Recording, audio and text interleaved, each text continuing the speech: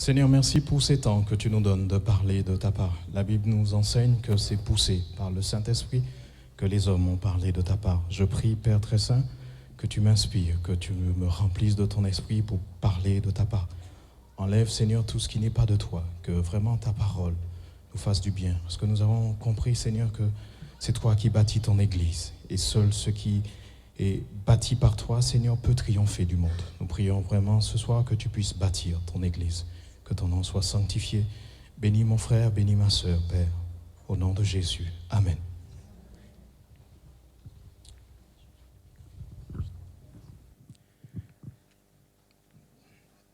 Donc la dernière fois, nous avons parlé du monde, nous avons expliqué que le monde ne pouvait pas être changé. Jésus dit, je ne prie pas pour le monde. Et Jésus nous dit que je leur ai donné ma parole. À cause de cela, le monde les a haïs.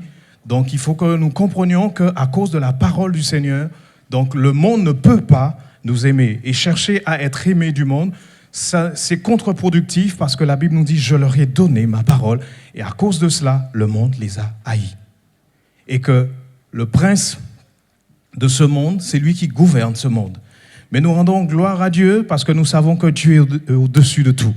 Même si le prince de ce monde gouverne ce monde, Dieu est au-dessus du prince de ce monde. Amen. Donc c'est un encouragement pour nous de savoir que Dieu est au contrôle. Dieu est tout-puissant. Et nous avons vu dans Apocalypse 13 que cette bête qui porte le nom de le chiffre 666, comme je disais, c'est un homme qui essaie de devenir Dieu, mais qui ne deviendra jamais Dieu, parce que la Bible nous dit c'est le 666, le 6, c'est le chiffre de l'homme. Et c'est un 6 qui essaiera de devenir 7, parce que 7, c'est le chiffre de Dieu, mais il ne parviendra jamais à devenir Dieu, parce qu'il dit dans Thessalonites que Paul nous dit qu'il se proclamera lui-même Dieu, mais il ne pourra pas, parce que c'est un homme qui essaiera de devenir, mais il ne peut pas, parce que c'est Dieu qui est au-dessus de tout. Un homme ne peut pas s'autoproclamer Dieu. Il n'est qu'un homme. Donc nous devons savoir que, quelles que soient les circonstances, les situations que nous pouvons vivre, Dieu est au-dessus de tout. Dieu est le Tout-Puissant. Et aujourd'hui, nous allons parler d'Israël, parce que les temps de la fin, comment Israël peut intervenir dans les temps de la fin. Qu'est-ce qu'Israël nous enseigne par rapport à les temps de la fin? Et c'est très important pour nous de comprendre que Israël a toujours eu une place centrale dans le cœur de Dieu. Et par rapport au retour du Seigneur, je ne parle pas de l'enlèvement. La semaine prochaine, on parlera de l'enlèvement de l'Église, de l'alliance d'une semaine. On parlera du millénium. On parlera du retour du Seigneur. Pourquoi le diable sera lié pendant 1000 ans. Pourquoi il faut qu'il soit délié?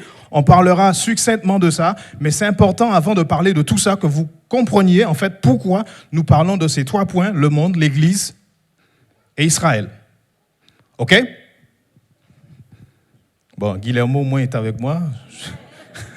Non, je vous dis, si vous êtes avec moi, pas Amen, parce que les chrétiens, quelles que soient les questions qu'on leur pose, ils répondent toujours Amen. Est-ce que vous êtes avec moi? Voilà, c'est ça. Soyez pas trop spirituel. Est-ce que vous allez bien? Amen. C'est une question simple.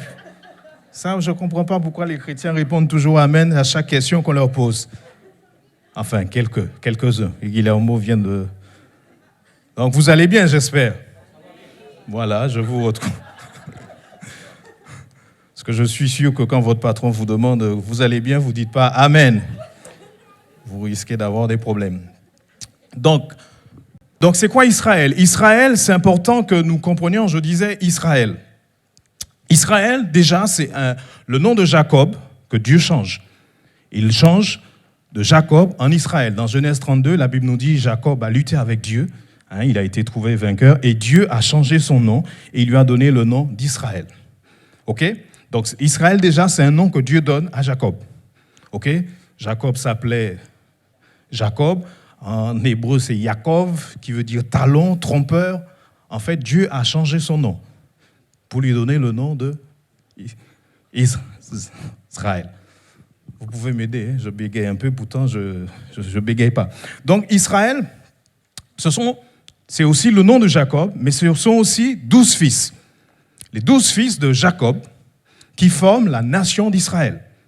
OK? Donc vous les connaissez, on ne parlera pas des 12 tribus d'Israël ce soir. Donc vous savez que les 12 tribus d'Israël, les 12 fils de Jacob vont former la nation d'Israël. OK? Parler d'Israël, c'est aussi faire un peu de géopolitique. Ça, c'est important. Parce que quand on parle d'Israël, on peut dire oui, ce sont les 12 fils d'Israël, oui, d'accord. Mais Israël, c'est aussi un territoire. OK? Et ça, c'est très important pour l'Église de comprendre que Israël, c'est aussi un territoire, en plus d'appartenir à 12 tribus, c'est aussi un territoire. OK? Donc, je vous invite à ouvrir vos Bibles, parce que nous sommes à l'Église, et c'est important que nous ayons la Bible. Enfin, je dirais même fondamentale, puisque notre vie est basée sur la parole de Dieu. Et la parole de Dieu, c'est quoi? C'est la Bible. OK? Bien, je vous invite à ouvrir vos Bibles dans le livre de Genèse 12.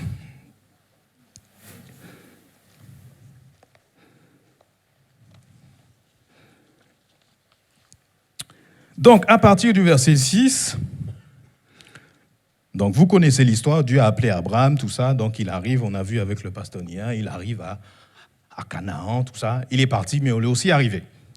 OK, donc dans Genèse 12, verset 6, la Bible nous dit « Abraham traversa le pays jusqu'à l'endroit nommé Sichem, jusqu'aux chaînes de Morée. Les Cananéens habitaient alors dans le pays. L'Éternel apparut à Abraham et dit « Je donnerai ce pays à ta descendance. » Abraham bâtit là un autel à l'Éternel qui lui était apparu. Donc, l'Éternel apparut à Abraham et lui dit « Je te donnerai ce pays. » OK? Par contre, je trouve que c'est fort. Vous n'êtes pas sourd. Donc, je devrais arrêter de crier. Bien. Donc, il lui dit, je donnerai ce pays. Je mets bien le micro comme ça. Je n'ai pas besoin de crier. Donc, on va encore un petit peu plus loin. Je vous amène dans le verset 15, à partir. Après ces événements, on va lire à partir du verset 7. OK? Il lui dit encore, « Je suis l'Éternel qui t'ai fait sortir d'Our des Chaldéens pour te donner ce pays en possession. » OK? Donc, Abraham répondit, « Seigneur, l'Éternel, à quoi reconnaîtrai-je que je posséderai ce pays ?» Il lui dit, « Prends une génisse de 3 ans, une chèvre de 3 ans, un bélier de 3 ans, une tourterelle et une jeune colombe pour me les offrir. » Il prit tous ces animaux, les coupa par les milieux, mit chaque moitié l'une vis-à-vis de l'autre, mais il ne partagea pas les oiseaux. Les oiseaux de proie s'abattirent sur les cadavres et Abraham les chassa. Au coucher du soleil, Abraham fut accablé de sommeil et aussi de frayeur dans l'obscurité profonde. L'Éternel dit à Abraham, « Sache que tes descendants seront des immigrants dans un pays qui ne le sera pas le leur. Ils y seront esclaves et on les maltraitera pendant 400 ans. Mais je jugerai la nation dont ils auront été esclaves. Et ils sortiront ensuite avec de grands biens. Toi, tu mourras en paix, tu seras enseveli après une heureuse vieillesse. À la 4e génération, ils reviendront ici, car c'est alors seulement que la déchéance morale des Amoréens aura atteint son comble. Donc on voit la déchéance morale attire un jugement de Dieu. OK? Il dit, voilà, pour l'instant, après 400 ans, la déchéance morale des Amoréens sera à son comble, et à ce moment-là, le jugement de Dieu va s'abattre. OK? C'est pour ça que Paul nous dit, dans les derniers temps, en fait, on verra, les hommes deviendront blasphémateurs, et tout ce que nous voyons dans cette société est tout simplement un signe que la société arrive à son terme, parce que la déchéance morale, OK, est là. Et comme je disais la dernière fois, la Bible nous dit que Dieu s'est souvenu de la ville de Babylone. Babylone, c'est un système de pensée gouverné par le diable, une ville qui a été bâtie par les hommes sans Dieu. Et quand Dieu se souvient, OK, d'une ville, tout comme Dieu, quand Dieu se souvient de nous, c'est qu'il intervient dans notre situation. Comme je disais la dernière fois, soit j'ai vu que tu es suffisamment fort, je vais rajouter encore plus de souffrance puisque tu peux supporter, ou alors Dieu a vu et entendu nos souffrances et il intervient dans notre situation et change. OK? Donc, sachons que quelle que soit la situation que nous vivons, Dieu est capable d'intervenir dans notre situation. Il a un moment, Dieu se souvient de son peuple. Et il intervient avec force et puissance. OK? Mais tout comme Dieu aussi se souvient des péchés des Amoréens. Et quand on arrive dans le livre d'Apocalypse, la Bible nous montre que le péché de l'homme, de l'humanité, est arrivé à son comble. Et Dieu ne peut pas ne pas intervenir. La coupe est pleine. OK? Le péché des Amoréens arrivera à son terme après ces 400 ans. OK? T'inquiète, à ce moment-là, je vais te donner possession. C'est pour ça que nous aussi, nous sommes les enfants du Seigneur. Nous devons avoir cette espérance que quand le péché de la terre arrivera à son terme, les péchés de l'humanité, Dieu va juger la terre, mais Dieu va aussi nous donner un héritage. OK? Parce que la Bible nous dit qu'on gouvernera la terre. On dominera sur la terre. Mais quand ces choses vont se passer, c'est ce que nous verrons la semaine prochaine. OK?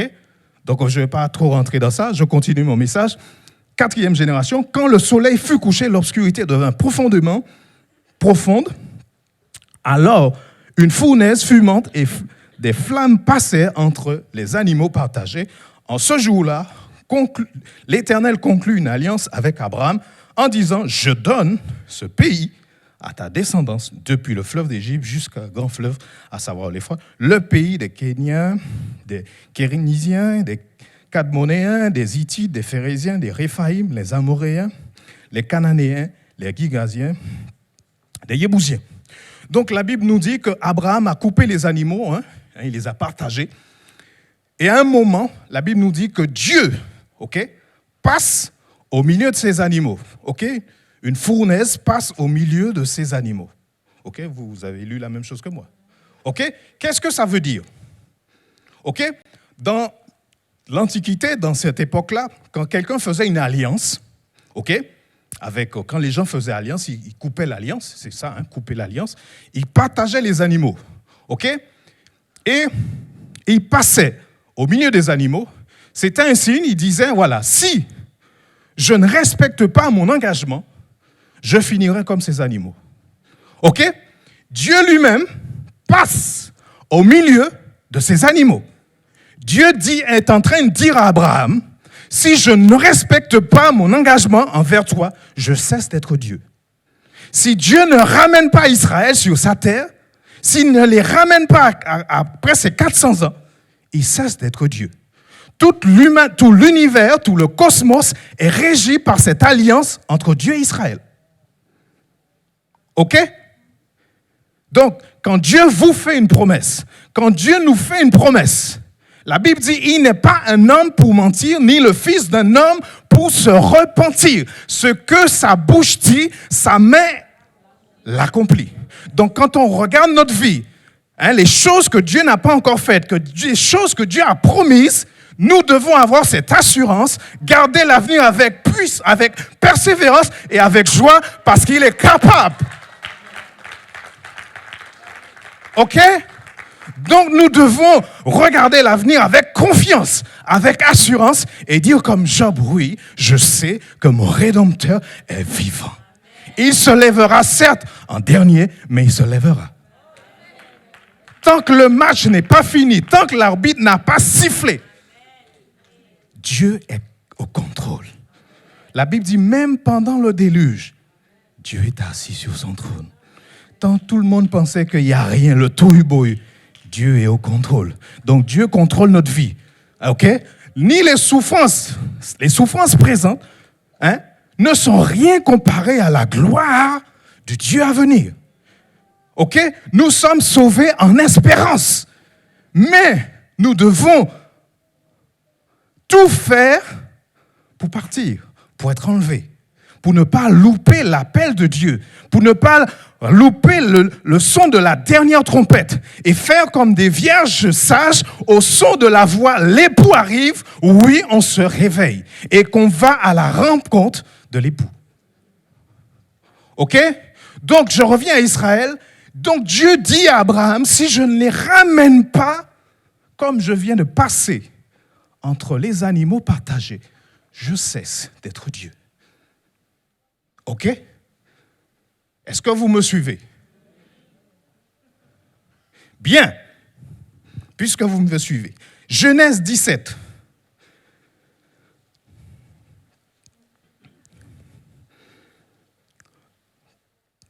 À partir du verset 6, je te rendrai extrêmement fécond, je ferai naître de toi des nations et des rois sortiront de toi. J'établirai mon alliance avec toi et ta descendance après toi dans toutes leurs générations. Ce sera une alliance perpétuelle. Perpétuelle, c'est perpétuel. Ce n'est pas quelque chose de 2 jours, c'est perpétuel. Qui perdure dans le temps, qui traverse les temps, les siècles, etc. OK? En vertu de laquelle je serai ton Dieu et celui de tes descendants après toi. Je te donnerai et à tes descendants après toi le pays dans lequel tu viens d'immigrer, tout le pays de Canaan en possession perpétuelle. Je serai leur Dieu. Amen. Donc nous ne servons pas un Dieu incapable, un Dieu qui n'est pas capable d'accomplir ses promesses envers nous. La Bible nous dit qu'il veille sur l'accomplissement de ses promesses. OK? J'ai encore beaucoup de choses à dire. Enfin, à nous dire. Ce que je parle à moi-même aussi, ça fortifie ma foi. Et je fais comme Paul, je cours, non pas à l'aventure, non pas comme battant l'air, mais avec la vision de la vocation céleste en Jésus-Christ. OK? Pour remporter le prix. Donc, Genèse 26.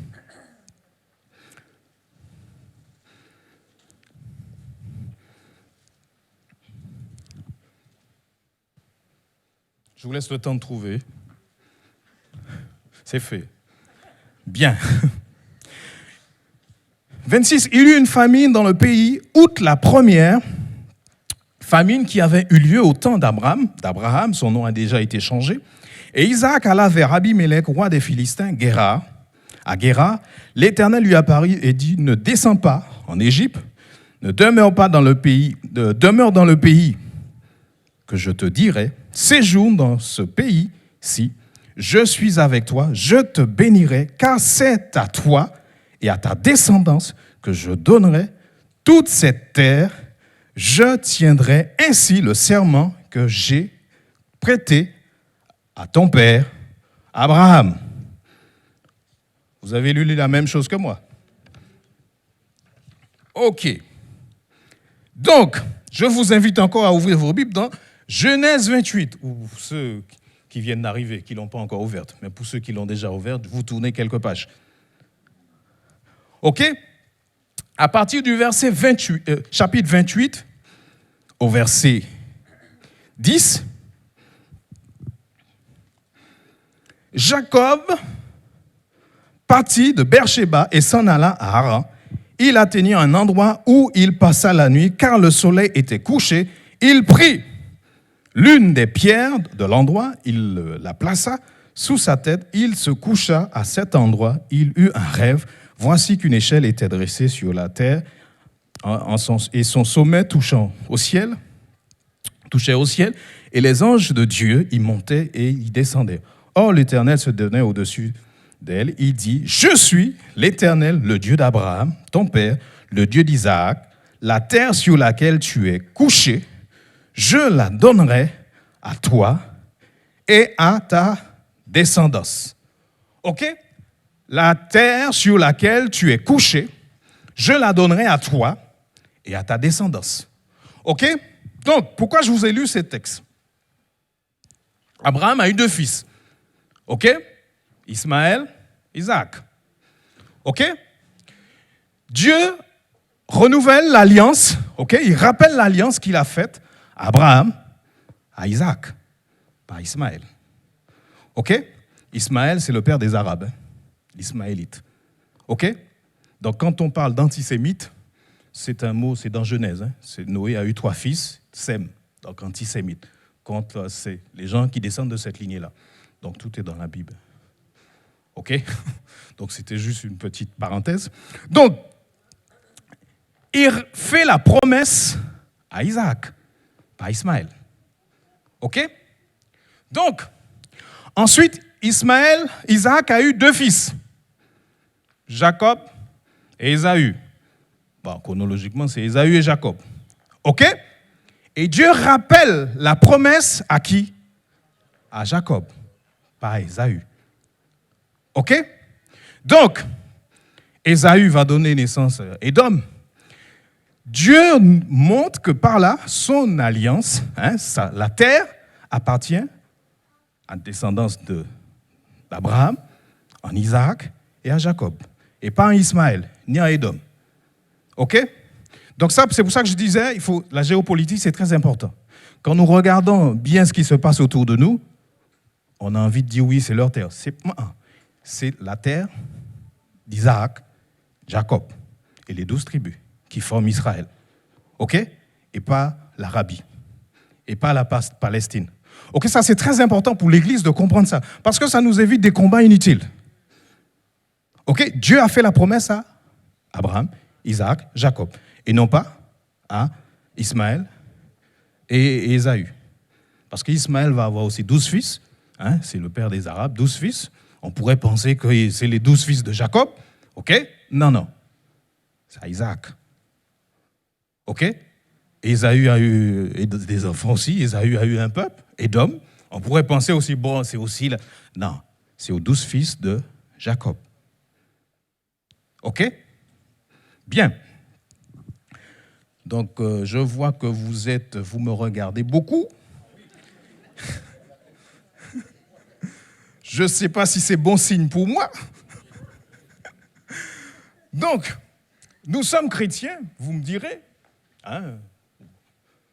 Oui, mais Israël, c'est la nouvelle alliance. C'est l'ancienne alliance. Il faut que je parle dans le micro. Qu'est-ce que Israël a avec nous? L'Israël, c'est l'Ancien Testament. Comme certains disent, on dit Israël, c'est l'Ancien Testament. Mais nous, on est le peuple de la nouvelle alliance. Qu'est-ce que nous avons à voir avec Israël?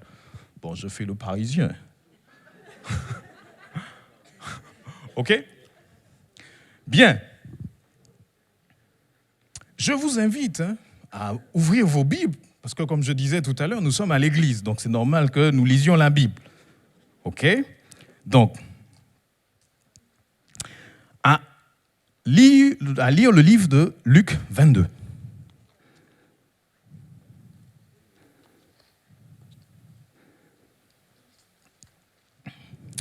Nous allons comprendre tout simplement quel est le rapport d'Israël avec la Nouvelle Alliance. Puisque nous sommes le peuple de la Nouvelle Alliance, qu'est-ce que nous avons avec... Bien. Vous y êtes? Bien. Je vous invite à vous ouvrir vos Bibles ou à tourner la page dans Luc 22 à partir du verset 19.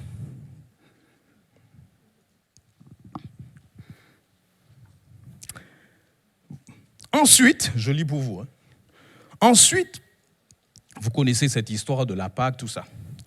Ensuite, il prit du pain, et après avoir rendu grâce, il le rompit et leur donna, en disant, « Ceci est mon corps qui est offert, qui est donné pour vous, faites ceci en mémoire de moi. » De même, il prit la coupe après le repas et la leur donna, en disant, « Cette coupe est la nouvelle alliance, en mon sang qui est répandu pour vous. » Bien, Matthieu parle de cette scène, Marc aussi en parle, et Luc apporte une précision. C'est pour ça que les évangiles, nous devons les lire ensemble. Parce qu'il y a des éléments qu'un apporte, que l'autre n'apporte pas forcément. Ça ne veut pas dire qu'il n'a pas dit ça, mais l'autre n'a pas noté ça. OK? Et l'autre nous donne dans son ensemble. Et Luc nous raconte cette scène. Il prit une coupe. Il dit, cette coupe est la coupe de la nouvelle alliance qui est répandue pour vous, en mon sang. Cette coupe, c'est la coupe de la nouvelle alliance en mon sang qui est répandue pour vous. OK? C'est quoi cette coupe? C'est quoi cette coupe de la nouvelle alliance? Puisque nous sommes le peuple de l'alliance, la nouvelle alliance. OK? Vous me regardez? C'est une question, OK, Donc, c'est quoi cette coupe? Ouvrons nos Bibles prenons Jérémie 31. Parce que souvent, le Seigneur dit des choses, Nouveau Testament, c'est un commentaire de l'Ancien. Donc c'est important de lire le Nouveau en ayant compris aussi l'Ancien. Parce que sinon, ça fait un peu... On a l'impression que Jésus parle un peu à côté, mais il sait très bien ce qu'il dit, en fait. OK?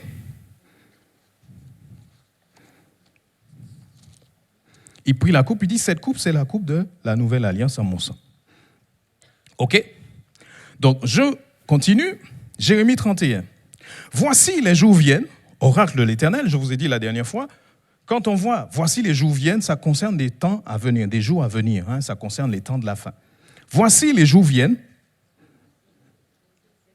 verset 31, excusez-moi, je suis dans mon élément là. Jérémie 31, 31. Je vous ai perdu en chemin. En fait, vous êtes là, mais j'étais déjà parti en fait. Je suis dans mon petit monde à moi. Priez pour moi, il faut que je reste... Merci.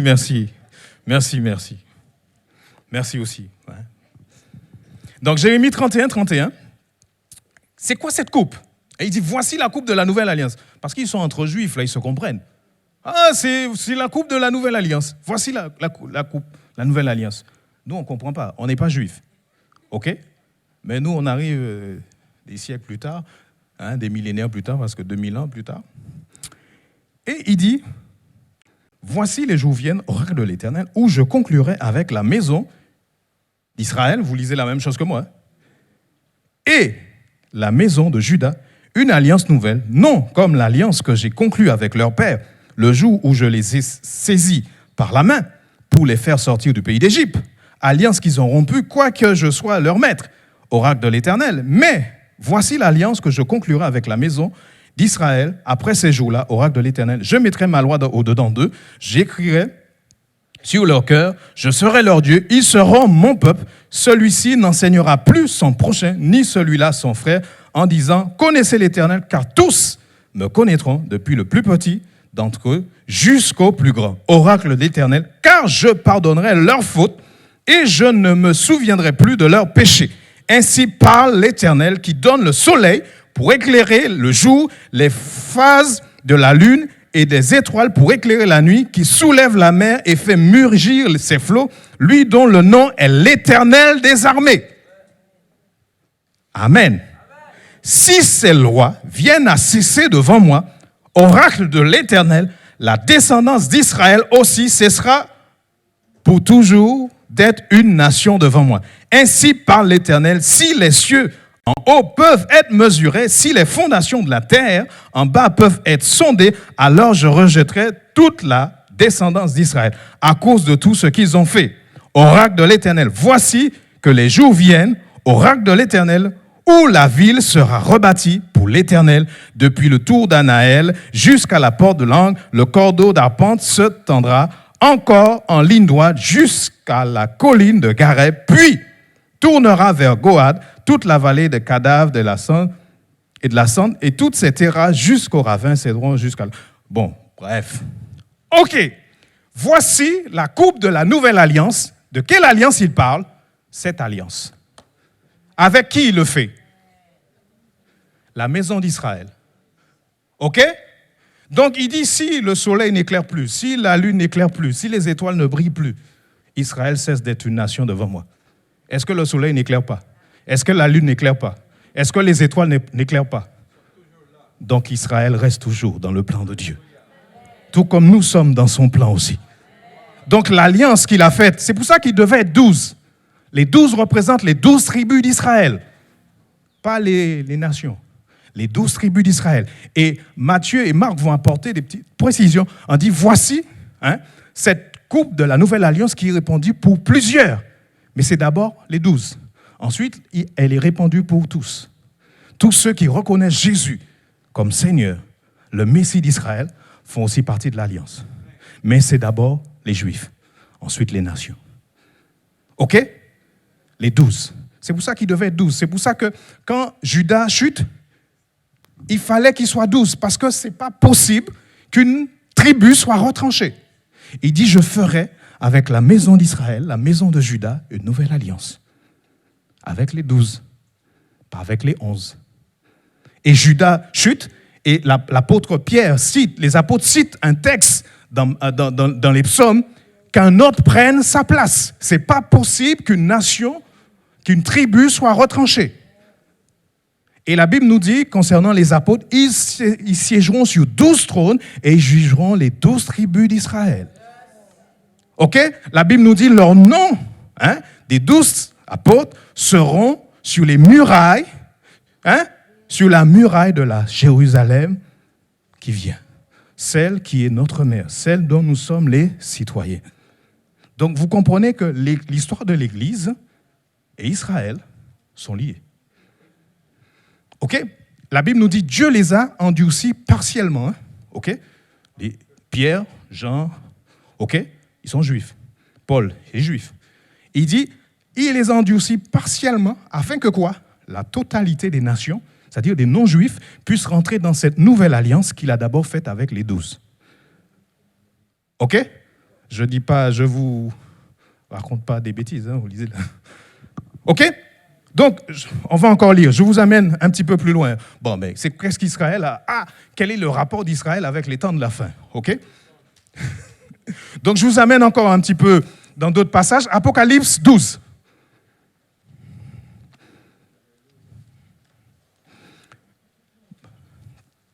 Le temps est court, mais allons vite.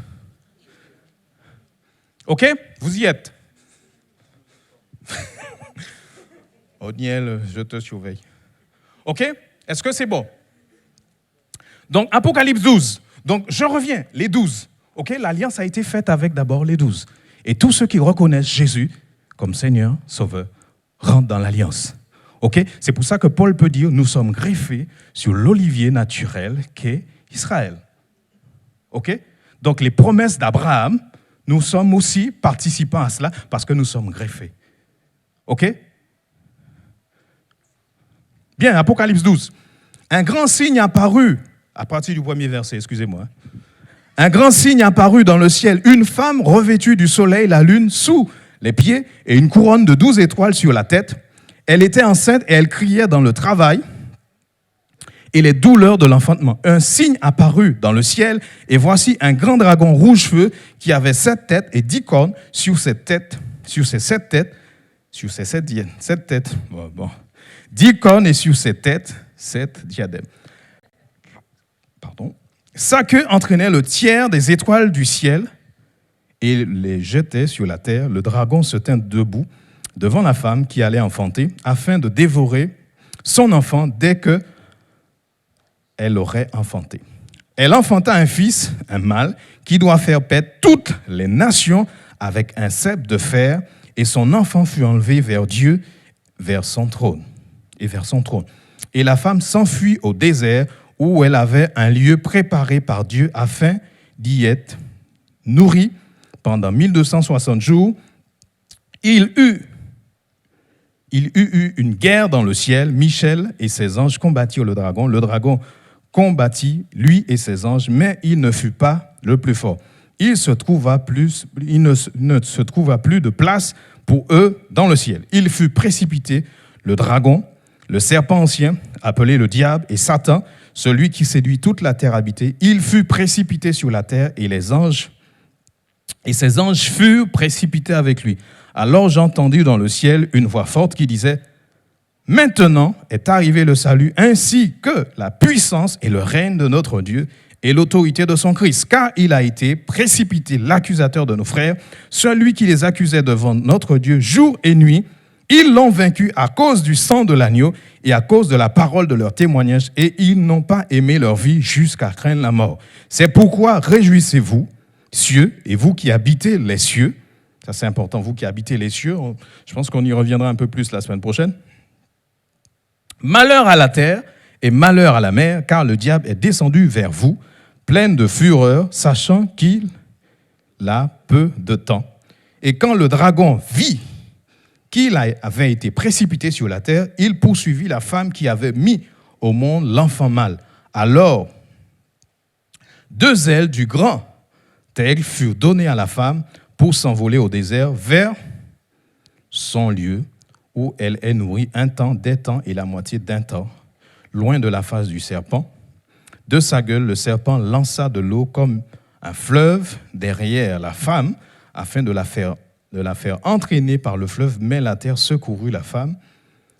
Elle ouvrit sa bouche et engloutit le fleuve que le dragon avait lancé de sa gueule. Le dragon fut irrité contre la femme et il s'en alla faire la guerre au reste de sa descendance, à ceux qui gardent les commandements de Dieu et qui retiennent le témoignage de Jésus.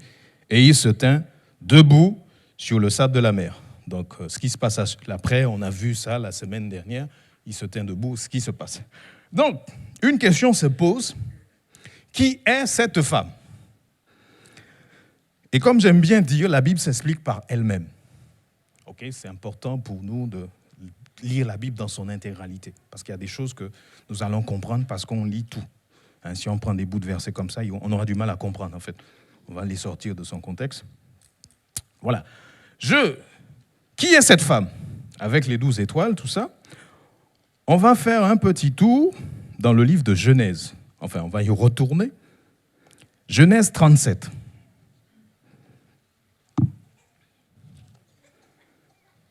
J'espère que je ne perds personne.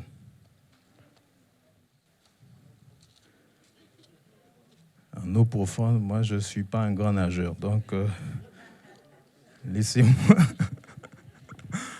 Moi, je ne suis pas... Bien que je vienne des îles, je sais nager, mais je ne suis pas les eaux. Bien, passons. Genèse 37, à partir du verset 9, il est dit ceci. Bon, vous connaissez l'histoire, hein, je vais juste vous raconter une petite partie. Il fit encore un autre rêve qu'il raconta à ses frères. Donc là, c'est l'histoire de Joseph qui fait un rêve, hein, qui est arrivé une première fois, qui vient raconter ses rêves à ses frères. Bon, ils n'ont pas trop pris. Bon, des fois, il ne faut pas trop raconter vos histoires à n'importe qui parce que vous risquez d'avoir des problèmes. On peut même vous vendre, en fait. Hein, ou on peut même vous combattre. Si vous imaginez, vous avez un collègue à qui vous dites « Ouais, j'aspire à la fonction de directeur. » Bon, et là, le collègue peut faire ressortir tous les dossiers que tu n'as pas traités. Bon, Dieu est tout-puissant. Hein? Donc, ce n'est pas parce que quelqu'un nous met les bâtons dans le roue que Dieu n'est pas capable. Ok, mais des fois, il faut que nous fassions preuve de sagesse, hein, de ne pas raconter tout à tout le monde. Ok? Bien, je ferme la parenthèse. Bon, maintenant, il ne faut pas vous dire que je ne vais pas raconter les choses à mon frère. Donc, vraiment, les chrétiens, pardonnez-moi, comprenez bien ce que je dis. Ok? Bon. Bien, au verset 9, il fit encore un autre rêve. Bon, il rêvait beaucoup, ce gars. Enfin.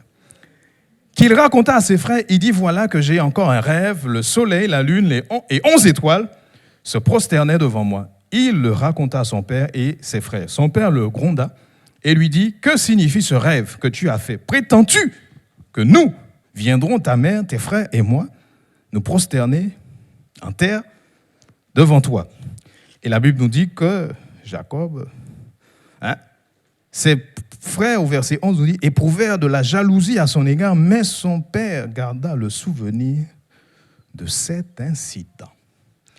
Bon, je vais aller danser là, je pense que je suis un peu chez moi, excusez-moi. Bien. Bon, je regarde ma femme, bon, je me tiens KO. Bien. Bon, c'est important d'écouter sa femme, pour ceux qui sont mariés. Bien, ferme-moi encore la parenthèse, parce qu'on ouvre beaucoup de parenthèses, je trouve. Bien, la Bible nous dit que Joseph a eu un rêve, hein, ok? Donc, il voit le soleil, la lune et 11 étoiles venir se prosterner devant lui. Et son père dit, mais faut-il que moi, enfin, en français on dit, faut-il que ta mère, tes frères et moi, nous venions nous prosterner devant toi? Et la Bible nous dit, bon, ses frères, comme je disais tout à l'heure, quand on raconte nos affaires, là, Dieu va nous élever, bon, laisse Dieu t'élever. Après, les gens peuvent te tacler après. Bien. Et ces éléments-là sont importants pour nous de comprendre qui est cette femme dans Apocalypse 12. On voit la lune, une femme revêtue de la lune, enfin, revêtu du soleil, la lune sous ses pieds et 12 étoiles. Ok, là, Jacob nous donne quelques éléments qui vont nous permettre de comprendre qui est cette femme. Ok, c'est une femme qui a une couronne de 12 étoiles. Ok, et qui est revêtue du soleil et la lune sous ses pieds. La femme, si on pense que c'est une alliance, c'est les 12 tribus d'Israël. C'est Israël. Hein? Bon, Apocalypse 12 va nous dire, parce que vous me regardez bizarrement. Vous allez comprendre, hein? Parce que là, je vous crains de me faire fouetter. Donc la Bible nous dit qu'un grand signe apparut. Voilà, cette femme était enceinte et elle criait dans le travail et les douleurs de l'enfantement. Un autre signe apparut dans le ciel et voici un grand dragon rouge feu qui avait 7 têtes et 10 cornes, et sur ces têtes, 7 diadèmes. Sa queue entraînait le tiers des étoiles du ciel et les jetait sur la terre. Donc là, on voit, le texte nous parle d'une femme, ensuite le texte nous parle aussi d'une autre histoire qui se passe toujours dans le ciel. Là, il s'agit de la chute du diable. Le diable, quand il part pas seul. C'est pour ça que le diable ne veut pas aller en enfer seul. Donc, je nous en prie, faisons attention pour ne pas l'accompagner, parce que lui, il entraîne toujours des gens dans sa chute. Ok, il est expulsé du ciel, il combat, il ne part pas seul, il part avec un tiers des étoiles, un tiers des anges l'accompagnent, qui deviennent des démons. Et vous voyez, messieurs, dames, les démons nous persécutent des fois, c'est compliqué. En fait, le gars, il ne part pas seul. Donc, prions, veillons, lisons, connaissons Dieu pour ne pas l'accompagner, parce que lui, il veut toujours amener quelqu'un dans sa chute. Ok? Donc en fait, c'est ça il domine sur eux, vous comprenez? Non seulement il les entraîne, mais il les domine encore sur eux. C'est compliqué, cette histoire. Elle enfanta un fils, un mâle qui doit paître toutes les nations avec un cep de fer, et son enfant fut enlevé vers Dieu et vers son trône. Donc cette femme a enfanté un fils. Le fils, c'est qui? C'est Jésus. Ok? Donc Jésus dit à cette femme samaritaine, le salut vient des Juifs. Ok, cette femme va donner naissance à notre Messie. Donc cette femme, Jésus vient des Juifs. Jésus est juif. Parce qu'il dit à la femme samaritaine, nous adorons ce que nous connaissons. Donc, vous comprenez. Bon, quand vous dites nous adorons, c'est que vous vous reconnaissez aussi. Ok? Bien. Un fils qui doit paître toutes les nations. Donc, le retour du Seigneur, c'est une parole prophétique où Jésus, à son retour, paîtra toutes les nations avec un cep de fer. Ça ne sera pas le Jésus qui est arrivé, qui est venu sauver. Ça sera un Jésus glorieux qui vient pour imposer le règne de Dieu. Et toutes les nations seront obligées. Ok? Là, il n'y aura pas le choix. S'il va paître avec un cep de fer, ça sera une puissante autorité où, quand Jean le voit, la Bible dit qu'il est tombé comme mort. Parce que ce n'était pas son Jésus là avec qui il discutait. Non, c'est un Jésus glorieux. C'est un Jésus, la Bible nous dit, c'est le Jésus glorieux. C'est un Dieu devant lequel la Bible nous dit les montagnes fondent comme de l'acier. Donc c'est ce Dieu-là que nous prions. Ce n'est pas le Jésus qui est toujours resté à la crèche. Il a grandi. En fait, il est ressuscité et il est revêtu. OK? Donc, et la femme s'enfuit au désert où elle avait un lieu préparé par Dieu afin d'y être nourrie pendant 1260 jours.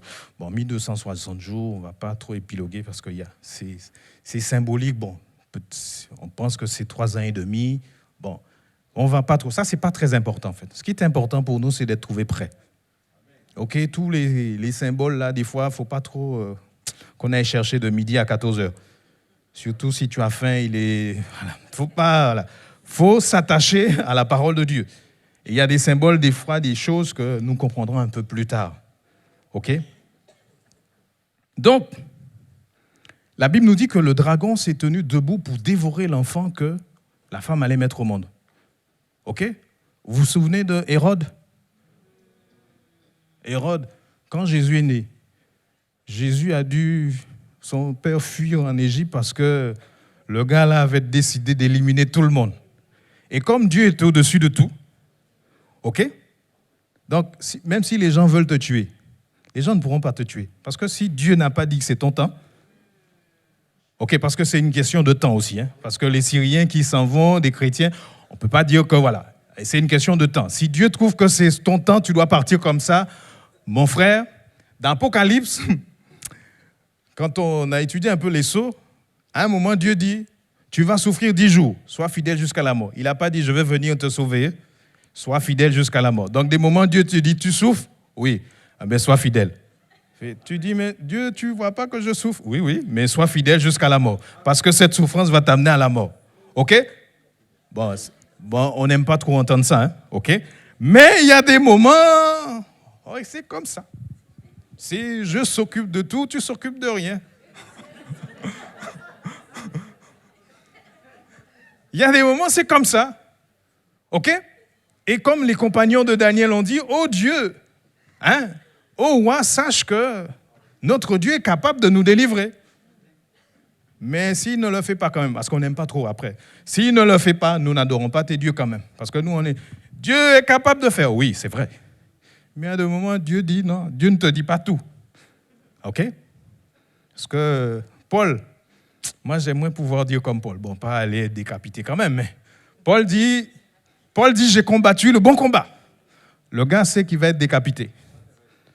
Et il dit, bon, j'ai gardé la foi.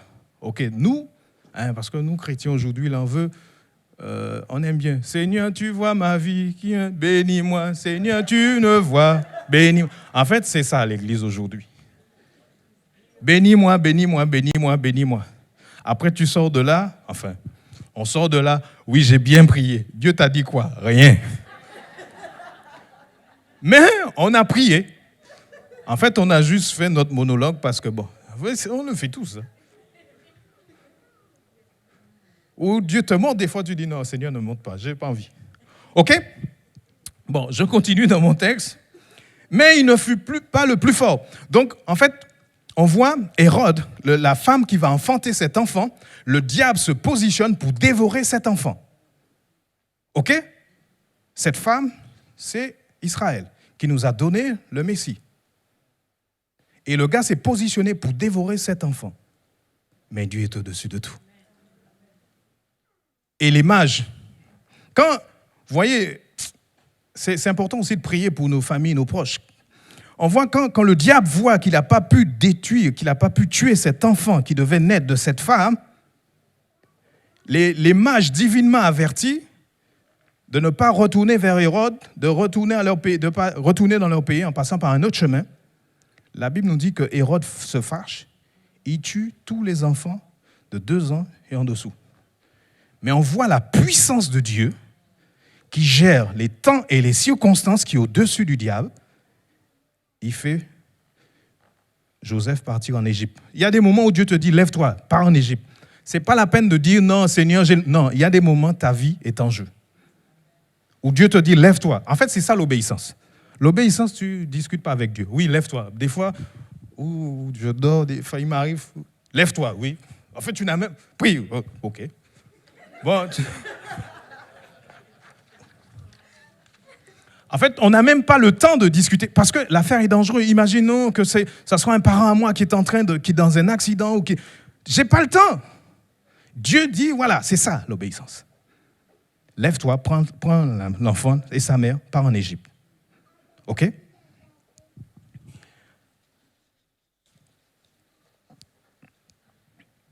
Et la résurrection de Jésus, cet enfant a été élevé vers le...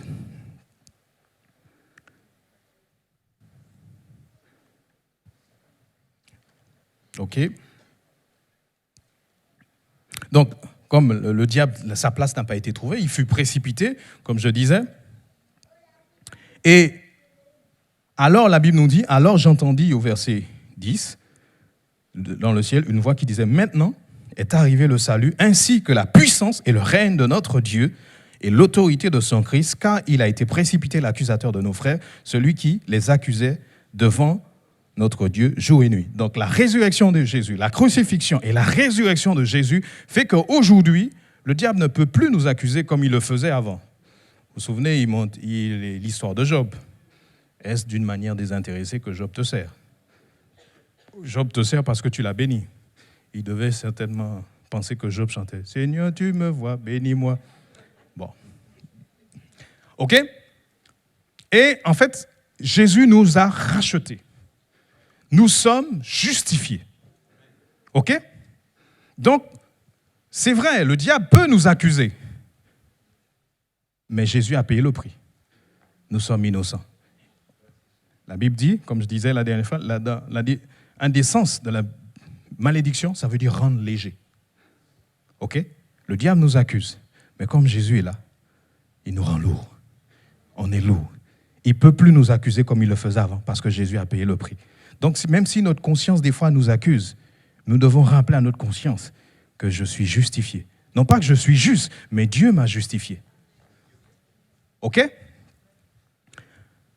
Donc, la Bible nous dit que ils l'ont vaincu à cause du sang de l'agneau et à cause de la parole de leur témoignage, et ils n'ont pas aimé leur vie jusqu'à craindre la mort. Donc, ils ont vaincu le sang de l'agneau. C'est ça qui nous a donné de vaincre le diable, mais aussi la parole de leur témoignage. Dans ce texte, ça veut dire le témoignage que les gens ont rendu de Jésus.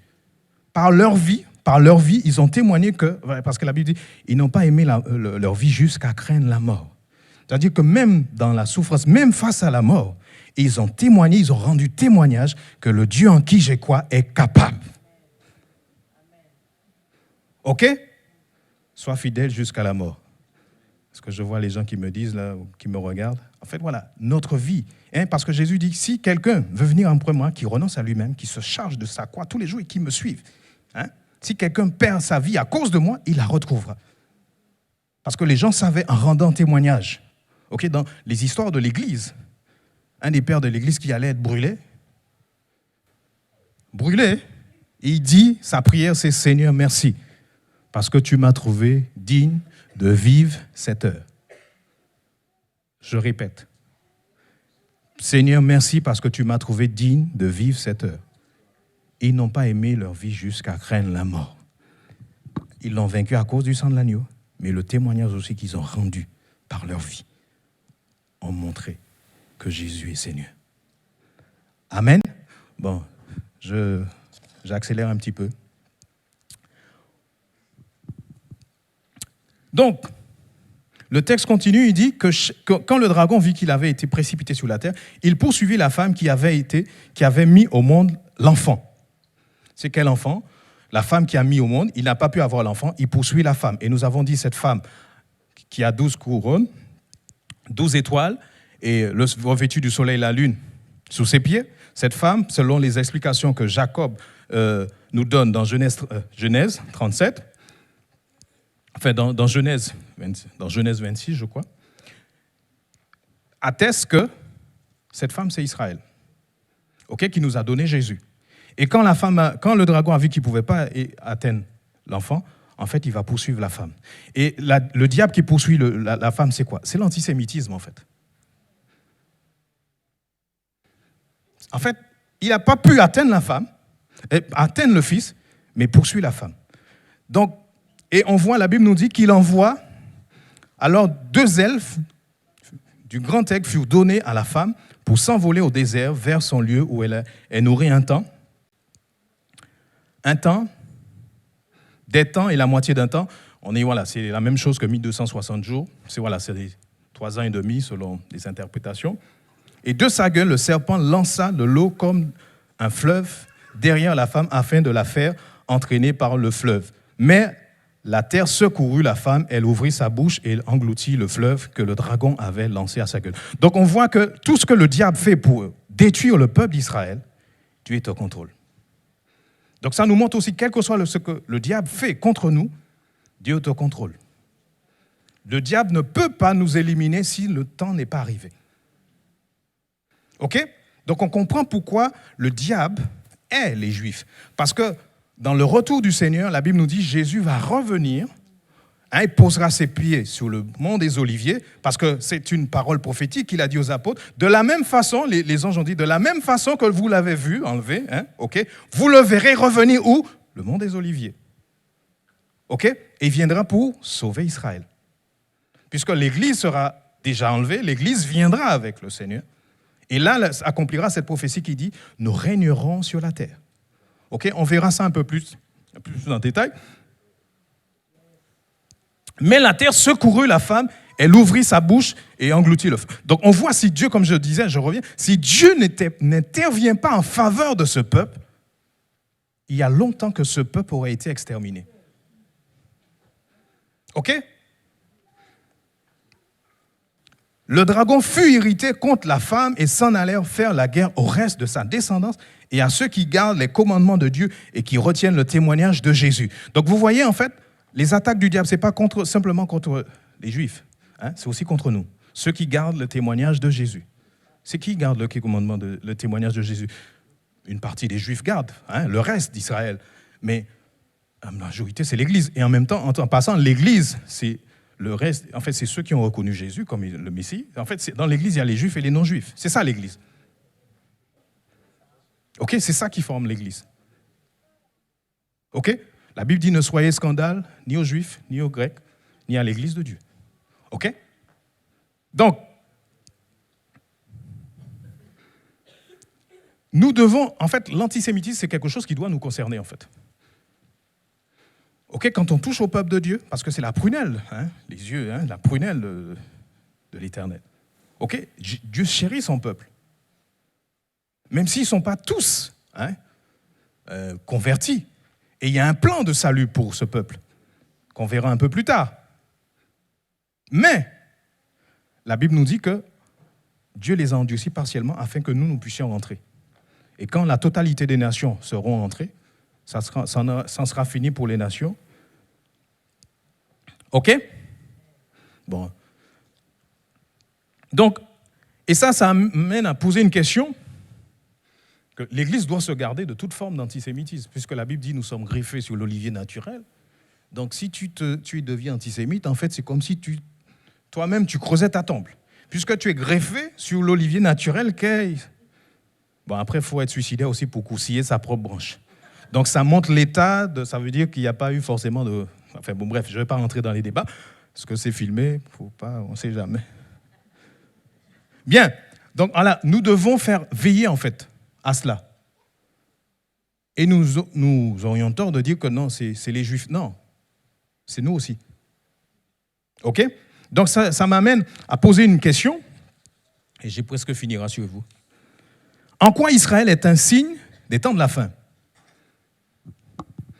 Parce que jusque-là, je vous ai dit plein de choses.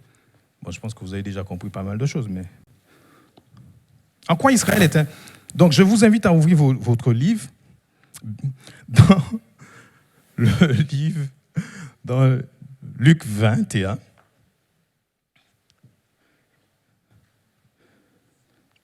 À partir du verset 20.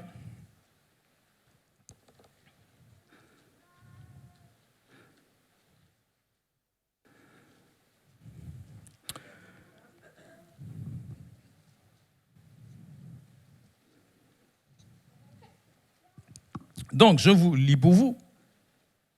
28. Lorsque vous verrez Jérusalem investie par les armées, sachez alors que la désolation est proche. OK? Alors que ceux qui sont en Judée fuient dans les montagnes, que ceux qui seront au milieu de Jérusalem s'en retirent et que ceux qui seront dans les campagnes n'entrent pas dans la ville, car ce seront des jours de vengeance pour l'accomplissement de tout ce qui est écrit. Malheur aux femmes qui seront enceintes et celles qui allaiteront en ces jours-là, car il y aura de grandes détresses dans le pays et la colère contre ce peuple. Ils tomberont tous, ils tomberont sous le tranchant de l'épée, ils seront emmenés captifs parmi toutes les nations, et Jérusalem sera foulée aux pieds par les nations jusqu'à ce que le temps des nations soit accompli. Donc, je vais insister sur ça. Jérusalem foulée aux pieds jusqu'au temps des nations. Donc les disciples viennent me poser la question au Seigneur, quel est le signe de la fin des temps? Il leur parle de une série de catastrophes, et il leur dit, Jérusalem sera foulée aux pieds jusqu'au temps des nations. OK? Donc qu'est-ce que ça veut dire en fait, foulée aux pieds jusqu'au temps des nations?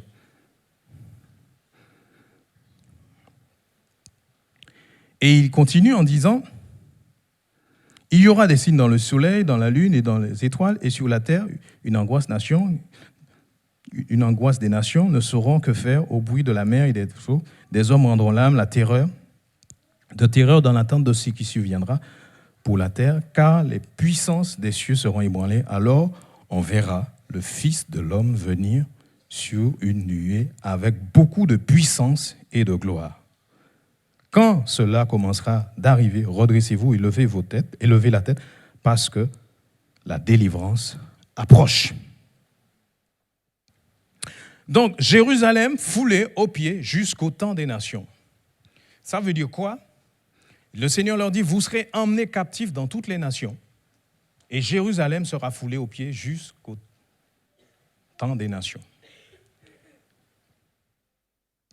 Foulée aux pieds, ça veut dire, Jérusalem, les Juifs perdront le contrôle sur la ville de Jérusalem.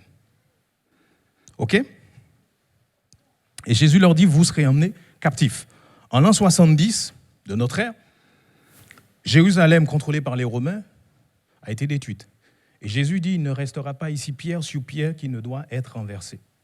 Parce que quand les disciples sont venus dire, oui, le temple, oui, on a vu la beauté du temple, Jésus dit, il ne restera pas ici pierre sur pierre qui ne soit renversée. Et l'an 70, l'Empire romain va détruire le temple. Pierre sur pierre qui ne soit renversée. OK? Et jusqu'à ce jour, plus de temple. Et en l'an 135, en fait, l'an 70, l'exil commence. Jésus dit, vous serez amenés captifs dans toutes les nations. En l'an 35, les Juifs sont expulsés de la ville. Plus de Juifs à Jérusalem. Ils sont expulsés en l'an 135 de notre ère. Foulés aux pieds, vous serez emmenés captifs. Et ils vont perdre le contrôle sur la ville. Et il va se succéder une série de peuples qui vont diriger sur la ville. En 1948, comme par hasard, mais avec Dieu, il n'y a jamais par hasard, quelque chose va se passer. On assiste à un début, à quelque chose qui se passe. On voit, Jérusalem était devenu un désert, il n'y avait rien. C'était la désolation totale. Il y a eu une succession d'empires. Les Ottomans sont passés, les Croisés sont passés, les Anglais même sont venus. En 1948, après qu'Hitler ait voulu détruire tous les Juifs, comme par hasard, mais comme je disais, avec Dieu, il n'y a pas de hasard, on assiste à quelque chose que Ézéchiel voit au chapitre 37. Donc, comme vous connaissez bien votre Bible, vous devriez réciter ça même d'une traite. Bon, il y a quelqu'un qui a dit « à ça », donc ça veut dire que qui peut. Donc,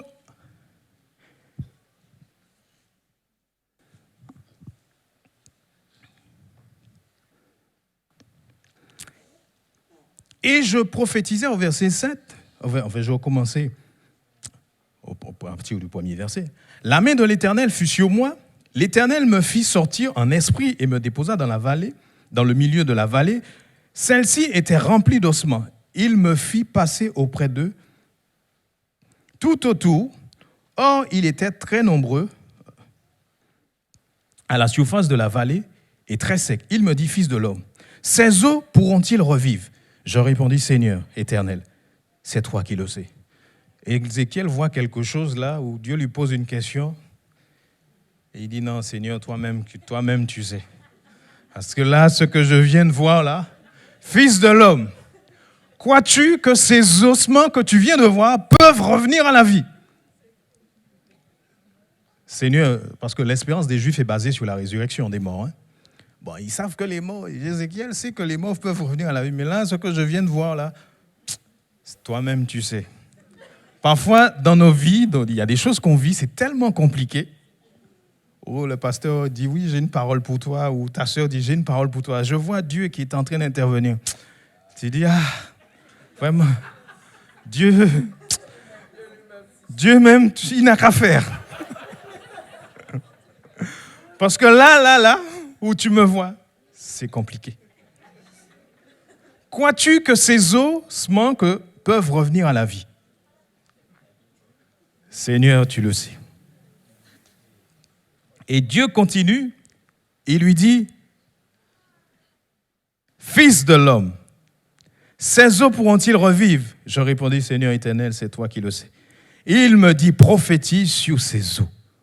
Tu leur diras, ossements desséchés, écoutez la parole de l'Éternel. Ainsi parle le Seigneur l'Éternel à ces os. Voici que je vais faire venir en vous un esprit et vous vivrez. Je placerai sur vous des nerfs, je ferai pousser de la chair sur vous, je vous recouvrerai de peau, je mettrai en vous mon esprit, vous vivrez et vous reconnaîtrez que je suis l'Éternel. Je prophétisais selon l'ordre que j'avais reçu. Et comme je prophétisais, il eut un bruit, et voici, il eut un frémissement. Et les eaux s'approchèrent les uns des autres. Là où on pensait que le peuple avait disparu. Je continue parce qu'il faut aller vite. Il me dit, prophétise. Fils de l'homme, tu diras à l'esprit, ainsi par le Seigneur l'Éternel. L'esprit vient des quatre vents, souffle sur ces morts. Ça veut dire, ces morts-là, ça veut dire c'est massacré. Ces gens qui ont été massacrés violemment. OK? Souffle. Que Dieu souffle sur nos vies ce soir. Que les eaux secs, les lieux arides reverdissent à ce qu'il en est capable. OK? Voici, ces eaux sont desséchées. Je reviens. Je prophétisais selon l'ordre qui m'avait été donné et l'Esprit vint en eux, ils reprirent vie et se tinrent sur leurs pieds. C'était une très très grande armée. Donc quand nous prophétisons selon l'ordre que nous avons reçu de Dieu, les vies sont bousculées. Il y a la vie, puisque le Saint-Esprit veille sur l'accomplissement de la parole de Dieu. OK? Là où tout le monde pensait que c'est fini, et même les eaux même disent, OK? Ils disent, voici qu'ils disent, nos os sont desséchés, notre espérance s'est évanouie, nous sommes perdus. Personne ne pensait que, parce que c'est fort, ne pensait que c'était possible d'assister à la résurrection de l'État d'Israël. Et en 1948, s'est accomplie cette parole. OK? Crois-tu que ça peut revivre? Oui. Seigneur, tu sais. Là où tout le monde pensait que le peuple était perdu, Dieu les avait chassés. On voit un petit commencement, comme un petit nuage qui annonce une grande pluie. Et là, eh bien, continue, prophétise, tu leur dis, ainsi parle le Seigneur l'Éternel, voici que j'ouvre vos tombes et je vous fais remonter de vos tombes, ô mon peuple, et je vous fais revenir sur le territoire d'Israël. Là où ils étaient, les nations où ils étaient, où Dieu les avait, la prophétie dit, vous serez amenés captifs dans toutes les nations. OK? Mais Ézéchiel a vu quelque chose. Quand Ézéchiel voit ça, Ézéchiel était à Babylone. Israël était rasé. OK? Il comprend ces choses. Et là, Dieu dit, je vais ouvrir vos sépulcres, vos tombes. Là où vous êtes partis en exil, là où on vous a déportés, je vais vous ramener. Je vais vous ramener.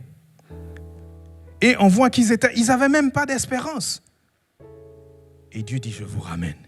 Et 1948, quand les gens ont vu la résurrection de l'État d'Israël, beaucoup ont dit, l'enlèvement de l'Église est proche.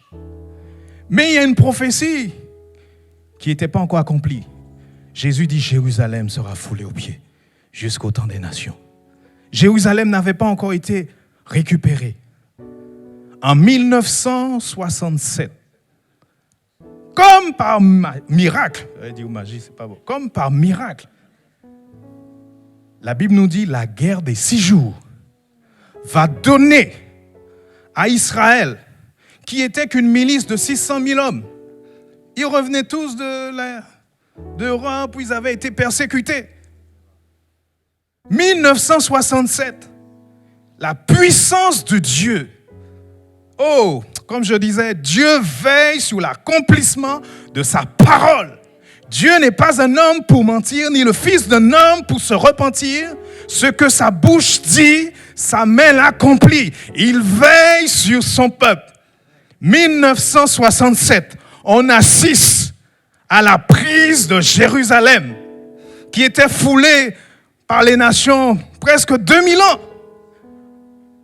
Et Moshe Dayan, ministre de la Défense, quand la ville a été prise, va dire ceci: nous sommes revenus sur les hauts lieux, sur les lieux saints du judaïsme, pour ne plus jamais la quitter. On voit la puissance de Dieu pour accomplir ce qu'il dit. Jérusalem foulée aux pieds jusqu'au temps des nations. Et nous sommes en train d'assister au rassemblement des Juifs et des 10 tribus perdues sur leur terre. Parce que quand on continue, il dit, vous reconnaîtrez que je suis l'Éternel lorsque j'ouvrirai vos tombes et je vous ferai remonter de vos tombes, ô mon peuple, je mettrai mon esprit en vous. Il y a une étape où d'abord, il les fait remonter, il les rassemble. Ok, ces os sont rassemblés.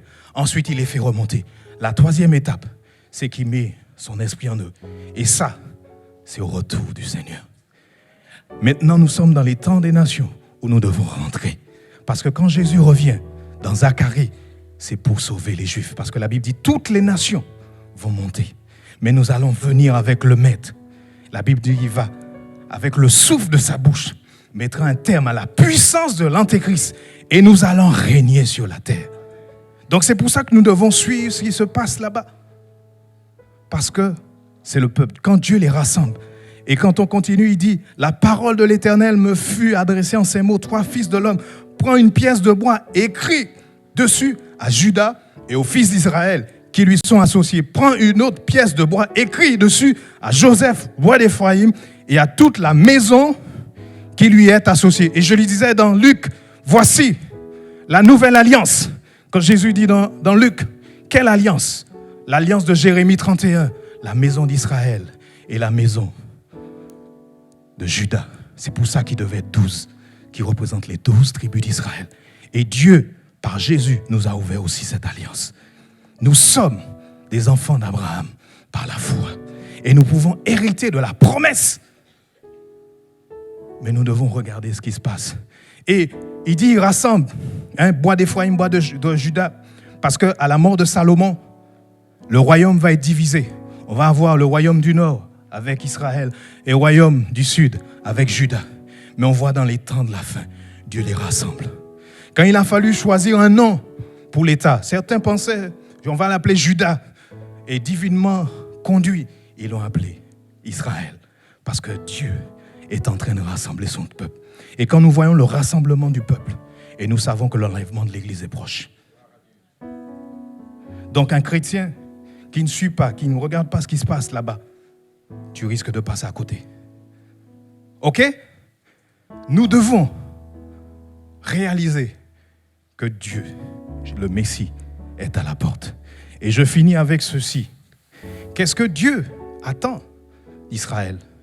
Notre Bible se termine, parce que comme ils n'ont pas reconnu le Messie, comme ils n'ont pas reconnu Jésus, mais pas tous, une partie n'a pas reconnu, donc il n'y a pas l'Ancien Testament. Mais notre Bible finit par Malachie, mais la Bible hébraïque se termine par Chronique. Je vais vous lire ce passage. Je vais finir avec ça dans 2 Chroniques. À la fin, le dernier livre de Chroniques.